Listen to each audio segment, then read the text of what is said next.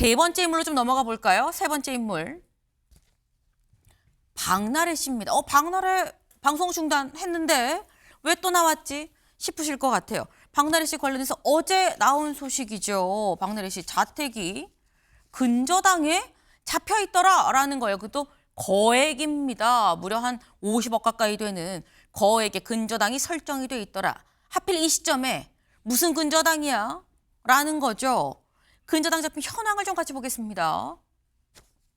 근저당이 21년에 한 11억 정도에서 졌어요. 이건 은행입니다. 은행이기 때문에 뭐 집 사면서 집 담보 이런 건가? 라는 생각이 드는데 두 번째, 최근에 지난 3일에 소속사가 근저당을 잡아요. 근저당 금액이 49억이 넘습니다. 근데 이 날이 마침 그 논란이 돼서 이 매니저들이 박나래 씨를 상대로 가압류를 신청한 당일인데 근저당 설정. 근데 이 근저당 설정 자체가 뭐 압류 이런 거 같지는 않고요. 이 김성수 변호사님. 그냥 설정 계약? 뭐 그렇다고 해요. 이건 어떻게 봐야 되는 겁니까? 네, 근저당에 대해서 우선 설명을 드리겠습니다. 네. 저희가 은행에서 대출을 받지 않습니까? 이 대출을 받는다는 것이 돈을 빌리는 것이라고 볼 수가 있는데 이 돈을 빌릴 때 근저당을 설정하게 됩니다. 네. 그러니까 이 근저당이라는 것은 담보를 잡는다라고 생각을 하시면 되는 그쵸. 겁니다. 그래서 말씀 주신 것처럼 2021년 7월에 하나은행에서 11억을 근저당을 설정했어요. 이때 당시에 대출을 한 9억 조금 넘는 금액을 받았고 보통 120%를 근저당을 설정하기 때문에 네. 11억 정도가 설정이 됐던 겁니다. 그리고 2025년 12월 3일에 근저당이 설정이 되었는데 이 부분이 이제 여러 가지 의문이 나오는 이유가 이 엠파크라는 이 박나래 씨의 소속사 1인 이 소속사인 이 회사에서 했고 또 이게 가족법인이거든요. 네. 박나래 씨의 가족법인인데 이 박나래 씨의 가족법인인 엠파크와 박나래 씨 간에 어떠한 채권 채무 관계가 있길래 이렇게 이 엠파크가 박나래 씨의 집에 49억 7천만 원이나 되는 이 근저당을 설정을 한 것이냐, 집을 담보로 잡은 것이냐, 이게 의문이 되는 것이고 그렇다 보면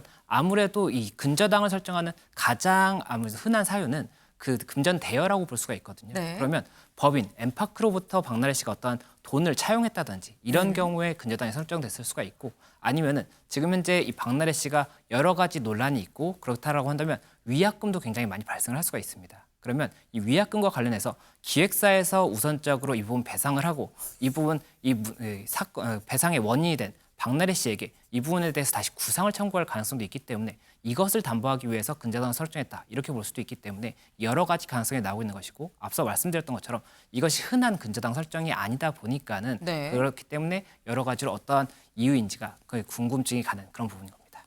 기본적으로 말씀하셨죠. 근저당 자체가 담보로 맡아두고 있는 게 근저당입니다. 돈을 빌려주는 내가 빌려는 주는데 혹시 무슨 일이 있을지 모르니까 내가 네 물건 좀 갖고 있을게 이게 지금 근저당인 건데 무려 소속사 대표가 엄마예요. 박나래 씨 모친입니다. 엄마가 대표인 거고 사실상 1인 기획사 1인 소속사라고 봐야 되는 건데 이 소속사가 대체 뭐가 있길래 유일하게 있는 연예인 이 한 명에 대해서 이렇게 지금 하느냐라는 거죠. 그래서 드는 의혹이 이겁니다, 김 변호사님. 혹시 이거 뺏길까 봐 그냥 근저당으로 일단 잡아두는 거 아니야? 내 돈 엄마가 잠깐 맡아두는 형식으로 라고 생각할 수도 있어요. 네, 아무래도 그런 의혹도 나올 수가 있는 것이 지금 현재 말씀 주신 것처럼 이 근저당이 설정된 것이 12월 3일이고 이 날이 이 전 매니저들이 소송을 진행할 예정이다라고 하면서 가압류를 법원에 신청을 했던 날입니다. 하필 날이 또 그래요. 그렇죠. 그렇다는 건 가압류 신청 소식을 듣고 이것과 관련해서 어떠한 뭐 경매로 집이 넘어간다든지 아니면 이 가압류에 대해서 가압류가 신청이 됐다고 하더라도 결정이 되기까지는 한 1, 2주가 걸리고 그러면 이 근저당이 먼저 설정이 됐지 않습니까? 근저당이 우선시 된다고 볼 수가 있거든요. 이런 채권 채무 관계에서. 그렇다 보니 그런 부분을 감안한 것이 아니냐라는 이야기가 나오다 보니까는 그런 부분까지도 이야기가 되는 것이고 또 한 가지 가능성이 나올 수가 있는 것은 이 소속사 같은 경우에 이 대표가 이 박나래 씨의 어머니라고 하더라도 이 소속사라는 건 법적으로 별도의 개인, 법인이라고 사람으로 보는 거라고 볼 수가 있거든요. 네. 그러면 이 소속사에 아무래도 박나래 씨가 어떤 출연을 하면 우선은 소속사에 돈이 지급이 될 겁니다. 그리고 소속사에서 박나래 씨에게 일부는 정산을 하고 일부는 소속사에서 가지고 있는 이런 개념일 텐데 소속사의 자금이 되게 많이 몰려 있었을 수가 있어요. 네. 그러면 이 부분을 박나래 씨가 급여로 받아간다고 한다면 이 임금에 대해서 굉장히 많은 소득세가 발생을 할 수가 있는데 네. 이 차용을 하는 형식으로 한다면 이 법인에 있는 돈을 박나래 씨 개인으로 옮기면서 당장은 세금이 발생하지 않는 이런 효과가 있을 수가 있기 때문에 이런 차용의 목적으로 근저당권을 설정한 것이 아니냐 이런 가능성도 나올 수가 있는 겁니다. 굉장히 다양한 가능성이 좀 있습니다. 당장은 그렇게 근저당을 하게 되면 세금이 발생하지 않으니까 그런 형식으로 해서 사실상 이 돈을 받아가는 그런 형식일 수도 있다라고 말씀을 하셨는데 진실이 뭔진 박나래 씨만 알 수 있겠죠. 다만 본인은 더 이상 아무 해명도 하지 않겠습니다라고 하고 들어갔기 때문에 추가적인 입장이 나올지는 좀 지켜봐야 될 것 같습니다.